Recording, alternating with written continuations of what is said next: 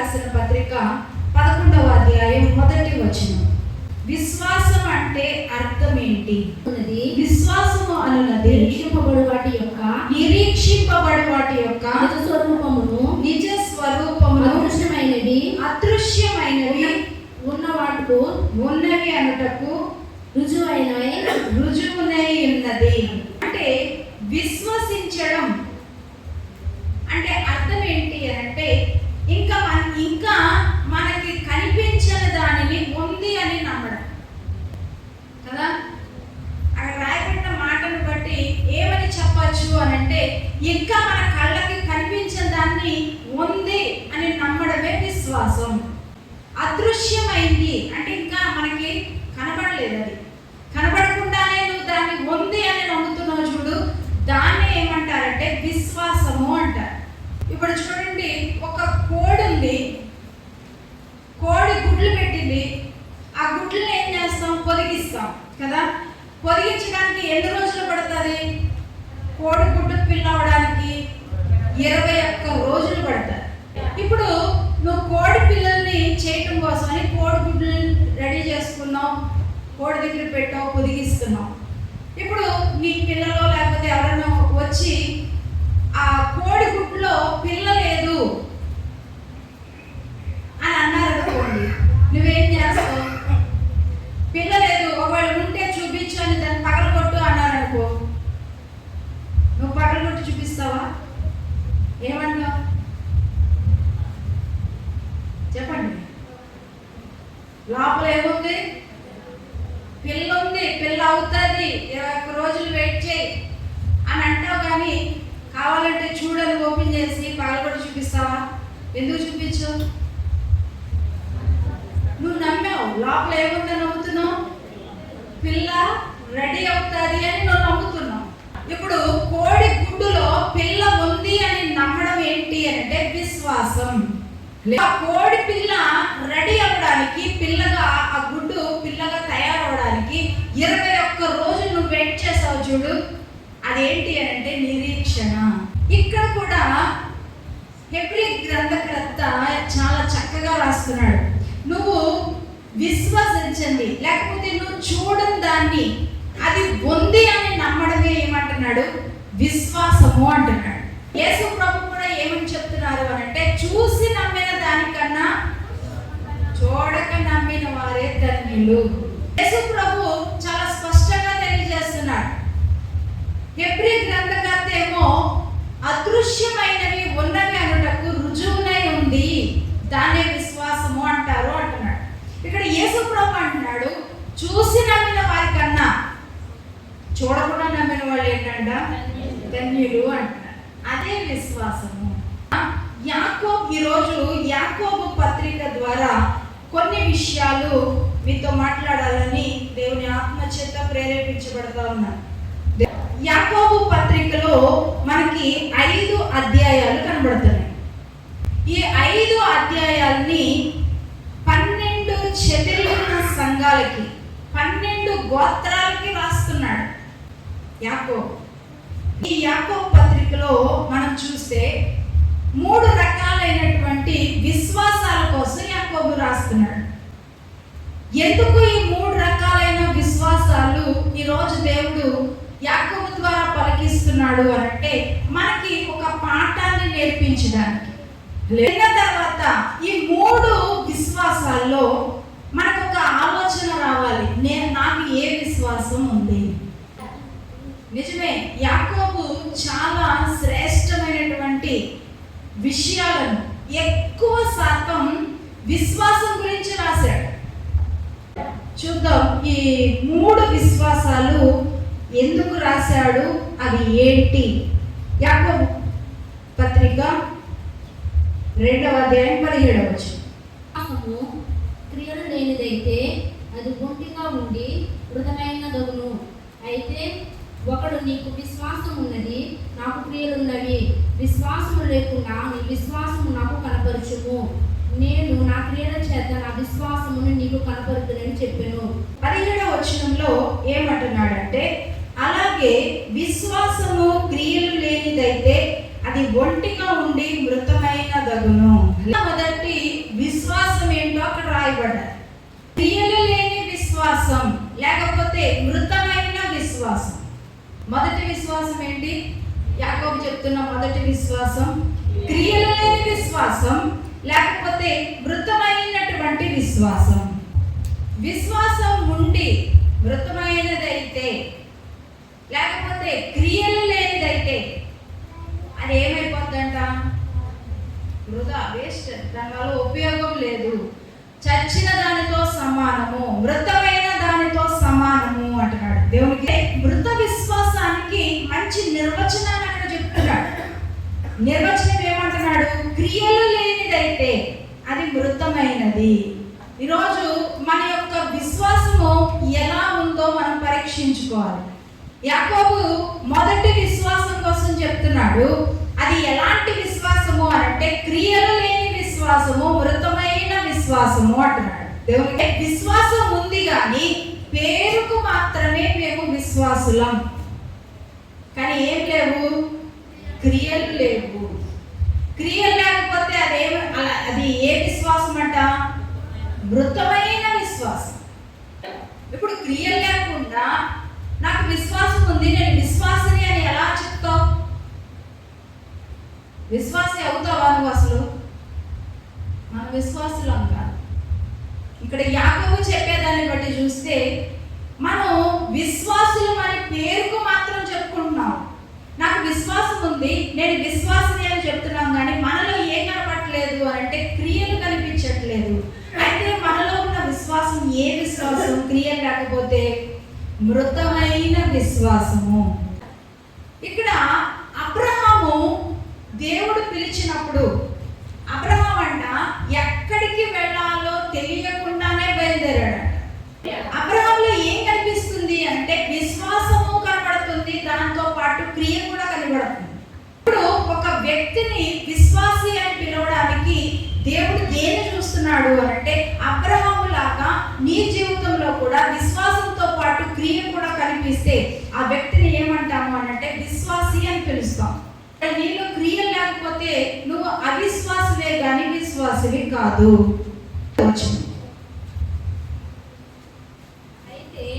అయితే ఒకడు నీకు విశ్వాసం ఉన్నది, నాకు క్రియలు ఉన్నవి, క్రియలు లేకుండా విశ్వాసము నాకు కనపరచుము. నేను నా క్రియల చేత నా విశ్వాసము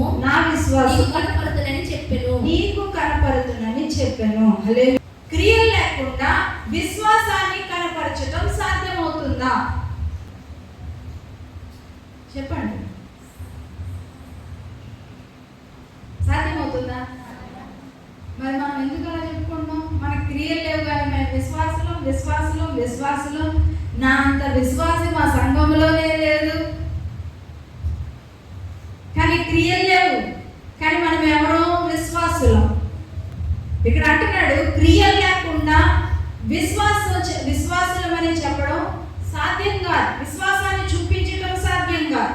అంటే ఇది ఎలాంటి విశ్వాసము అని అంటే విశ్వాసం ఎప్పుడు కూడా క్రియలతో ముడిపడి ఉన్నటువంటి క్రియ. విశ్వాసం అంటే ఏంటి అంటే క్రియలతో ముడిపడి ఉండాలి, అంతేకాని క్రియ లేకుండా ఏముండకూడదు. నేను విశ్వాసిని అని చెప్పుకుంటే సాధ్యం కాదు అని 18వ వచనంలో యాకోబు చాలా స్పష్టంగా తెలియజేస్తా ఉన్నాడు. దేవుడు వచనం దేవుడు ఒక్కడే అని నీవు నమ్ముచున్నావు. హల్లెలూయా. ఇక్కడ 19వ వచనంలో చాలా చక్కగా చెప్తున్నాడు. నిజమే, మనందరం నమ్ముతున్నామా లేదా? దేవుడు ఒక్కడే అని నమ్ముతున్న వాళ్ళు చెయ్యొద్దండి. హల్లెలూయా చెప్పండి. నిజంగా నమ్ముతున్నారా? దేవుడు ఒక్కడేనా? లేకపోతే అన్ని దేవుడితో పాటు మన దేవుడు కూడా పెట్టారా? దేవుడు ఒక్కడే, ఇంకేమన్నారా? ఆ ముక్కోటి దేవతలతో పాటు మనం కూడా యాడ్ చేసి పెట్టారా? లేదు, దేవుడు ఒక్కడే అని నమ్ముతున్నాం. మంచిది. ప్రతి ఆదివారం మనం ప్రార్థనకు వస్తాం, పాటలు పాడతాం, మంచిగా సాక్ష్యం చెప్తాం, కానుకలు ఇస్తారు, అన్నీ బాగున్నాయి, మంచిగా ఉంది. దేవుడు ఒక్కడే అని నమ్ముతున్నాం. దేవుడు, ఆయన్నే నేను నమ్ముతున్నాను, ఆయన ప్రేమను నేను నమ్ముతున్నాను అని చక్కగా చెప్తాం కదా. బాగుంది, మంచిది. తర్వాత చదవండి. అక్కడ అంటున్నాడు, దేవుడు ఒక్కడే అని నీవు నమ్ముతున్నావు, నమ్ముకుంటే మంచిదే. 19 వచ్చింది చదవాలి. 19. దేవుడు ఒక్కడే అని నీవు నమ్ముచున్నావు. మంచిది, చాలా మంచిది, వెరీ గుడ్. మీరు అందరూ చెప్పారు దేవుడు ఒక్కడే అన్నారు. ఇంకెవ్వరు లేరు మాకు, యేసు ప్రభువే నిజమైన దేవుడు, ఒక్కడే దేవుడు అని మేము నమ్ముతున్నాం అన్నారు. మంచిది. అక్కడ యాకోబు కూడా అంటాడు అలాగే మంచిది, చాలా మంచిది. తర్వాత అలాగే నమ్ముట మంచిది. దెయ్యములను నమ్మి వణుకుచున్నవి. ఏం చేస్తున్నాయి? నమ్మి వణుకుతున్నాయి. ఇప్పుడు ఇది ఏ విశ్వాసం? రెండో విశ్వాసం కోసం చెప్తున్నాడు. మొదటి విశ్వాసం ఏమో క్రియలు లేని విశ్వాసం, మృతమైన విశ్వాసం. ఇక్కడ రెండో విశ్వాసం కోసం చెప్తున్నాడు. దెయ్యాలు కూడా ఏం చేస్తున్నాయంట? వణికి నమ్మి వణుకుతున్నాయి. అంటే ఇది ఏ విశ్వాసం? దెయ్యముల విశ్వాసం. రెండో విశ్వాసం గురించి యాకోబు చెప్తున్నాడు. నేను 3 విశ్వాసాల గురించి చెప్పాడు అన్న. మొట్టమొదటిది ఏంటి? క్రియలు లేనిది, మృతమైన విశ్వాసం. రెండవది ఏంటి అంటే దెయ్యముల విశ్వాసం. ఇక్కడ ఆసక్తికరమైనటువంటి విషయం ఏంటి అంటే మనలో లేని భక్తి, మనలో లేని దేవుని భయం ఎవరిలో ఉంది?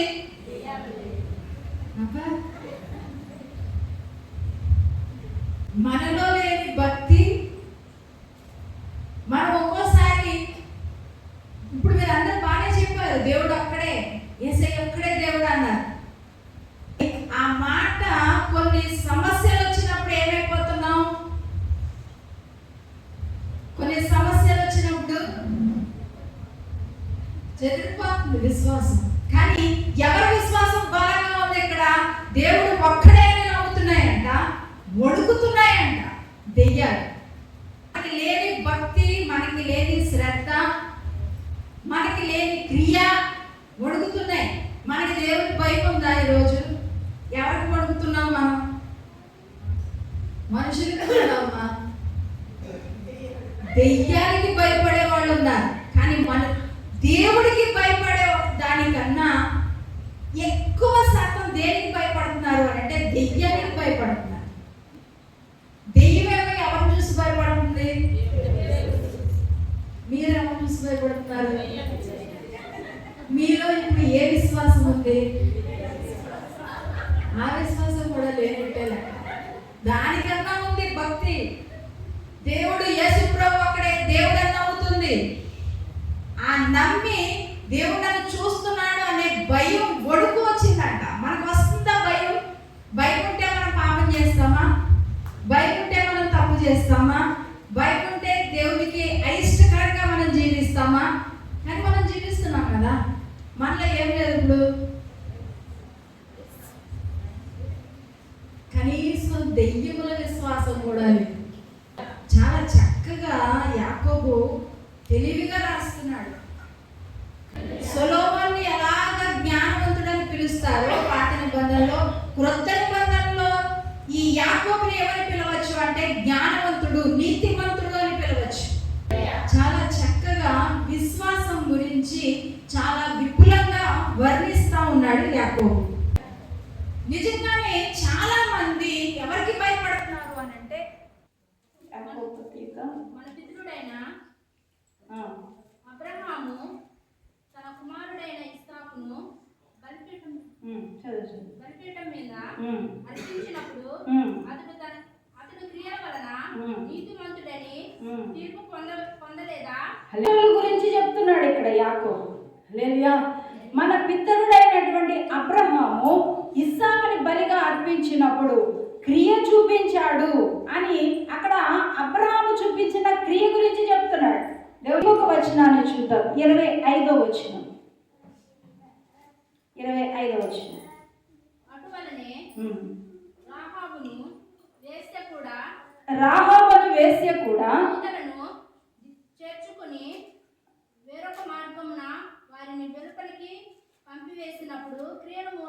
నీతిమంతురాలని ఎంచబడిను కదా.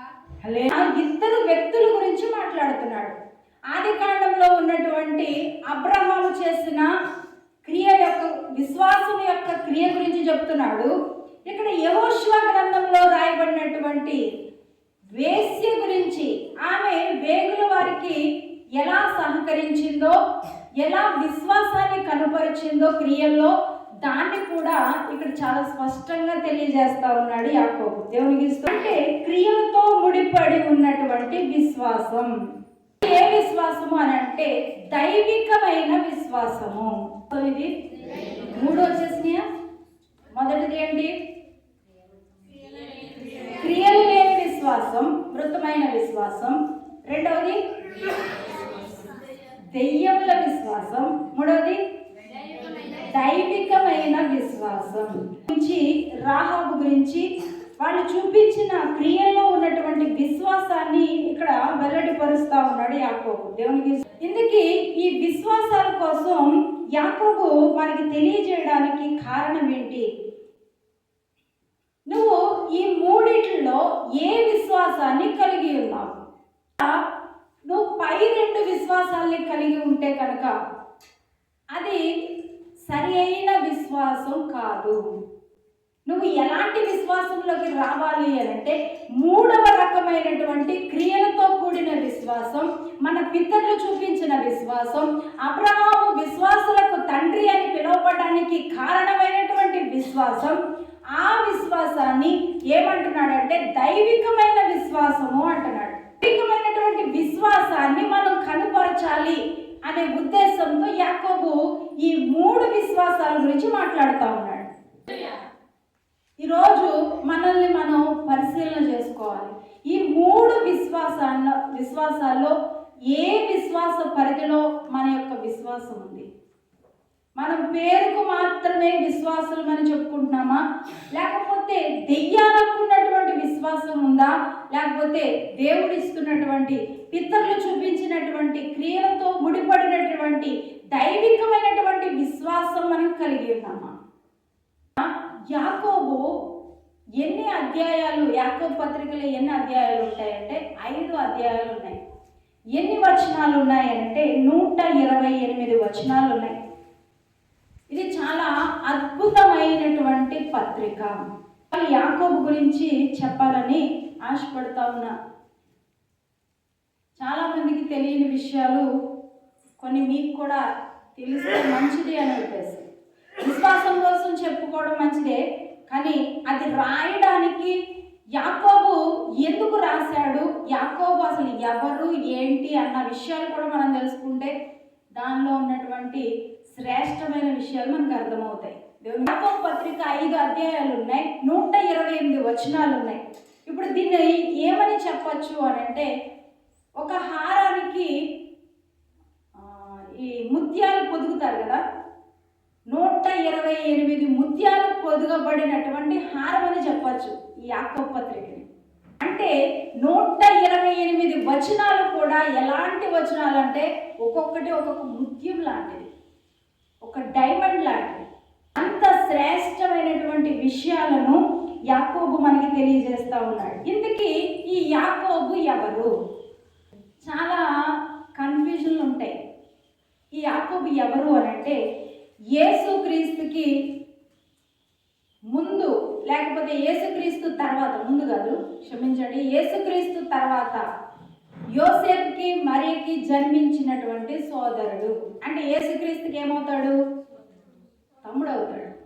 పత్రిక రాసినటువంటి వ్యక్తి ఎవరు అని అంటే యేసు ప్రభు యొక్క సోదరుడు. మరి ఇంకా చాలా మంది యాకోబులు ఉన్నారు. అసలు బైబిల్ గ్రంథంలో ఎంతమంది యాకోబులు ఉన్నారు? క్రొత్త నిబంధనలో 9 యాకోబులు ఉన్నారు. చాలా కన్ఫ్యూజ్ అయిపోతూ ఉంటారు చాలామంది. నిజమే, నాకు చాలా కాలం తెలియదు. నేను ఎక్కడ యాకోబు అని వచ్చినా ఒకే యాకోబు అనుకున్నాను. శిష్యుల్లో యాకోబు ఉండేవాడు, ఇక్కడ యాకోబు పత్రిక రాసింది అతనే, ఇవన్నీ ఒకే వ్యక్తి అనుకున్నాను. కాదు, 9 వ్యక్తులు ఉన్నారు క్రొత్త నిబంధనలో. యేసు ప్రభు ఉన్నంత కాలం యేసు ప్రభుని అంగీకరించలేదు. ఆ ఇంటి వాళ్ళందరూ కూడా యేసు ప్రభుకి వ్యతిరేకంగా ఉన్నారు. ఈ యాకోబు ఎప్పుడు యేసు ప్రభుని అంగీకరించాడు, ఎప్పుడు యేసు ప్రభులోకి వచ్చాడు అనంటే యేసు ప్రభు పునరుత్థానం పొందిన తర్వాత యాకోబుకి దేవుని యొక్క ప్రత్యక్షత కలిగిందంట. ఇప్పుడు చూద్దాం. 1 కొరింథీ పత్రిక 15వ అధ్యాయం 7వ వచనం.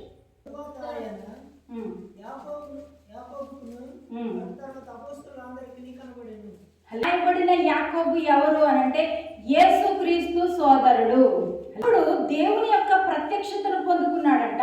అప్పటి నుంచి ఎలా జీవించాడు అనంటే యేసుక్రీస్తుకి సాక్షిగా జీవించాడు.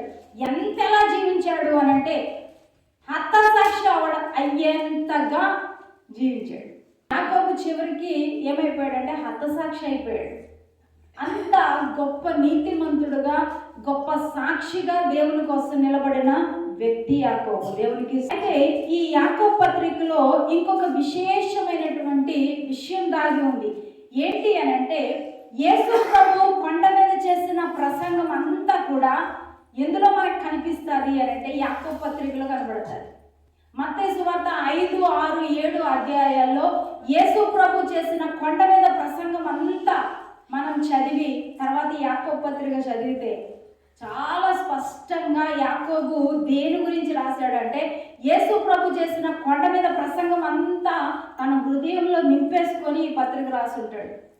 ఇక్కడ ఈ పత్రికలో ఈ కొండ మీద ప్రసంగం అంతా కూడా తన హృదయాన్ని నింపుకొని కొన్ని వచనాలు ఎలా ఉంటాయంటే క్లియర్గా కొండ మీద ప్రసంగాన్ని ఇక్కడ రాస్తూ ఉంటాడు. దేవునికి ఇష్టంలో అలా ఉండదు, చాలా వ్యత్యాసంగా రాస్తున్నాడు.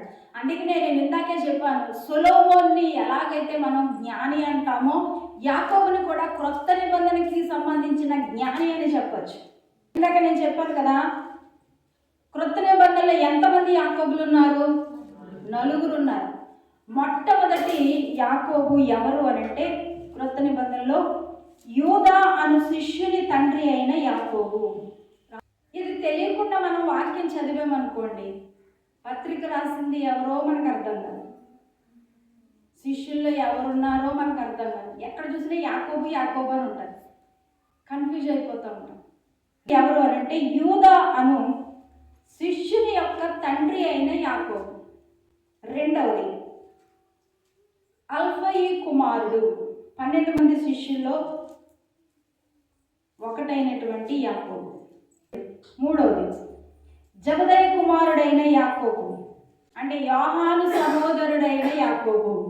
మూడవది ఎవరు? జబదయి కుమారుడైన యాకోబు, యోహాను సహోదరుడైన యాకోబు. 3.